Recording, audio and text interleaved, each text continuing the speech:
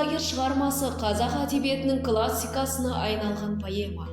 Ілияс Жансүгіров құлагерді 19 ғасырдың ақыны, күйші, ақан сері Қорамса ұлына арнаған. Шығарма ақын өміріндегі драмалық эпизод, сүйікті тұлпарының өлімі туралы баяндайды.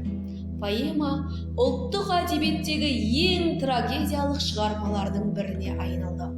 Құлагер жай ғана поэма емес, бұл бүкіл ұлы даланы, тау мен өзенді, орман мен көлді қамтитын тарихи туынды.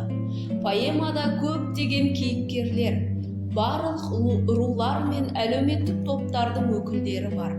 Ақын поэмада оқырман қауымды ақан серімен біраз таныстырып өтеді. Бұл ретте ақан серіге кең көлемде мінездеме берген. Сол мінездеме арқылы ақан серінің ұнамды тұлғасы анықтала бастайды. Ақан мен батыраш айқасының нәтижесі поэманың соңында аян болады.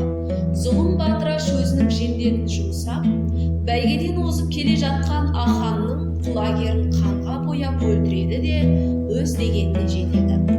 Аханның жанын жаралап өшпес қайғы қасіретке көміп тастайды. Поэмада ұмытылмас сұлу картиналар, айқын әдемі образдар, шындықтан туған романтикалық леп, бұлақша сылдырлаған нәзік лирикалық сезім, серпінді кең эпикалық құлаш, балы сорғалаған құнарлы бай тіл, ұйқасы сыңғырлаған кәдімгі 11 буынды қара өлеңнің мүлтіксіз үлгілері құлагер поэмасының шын мағынасында поэманың сұлу сарайы. Жансүгіров шығарма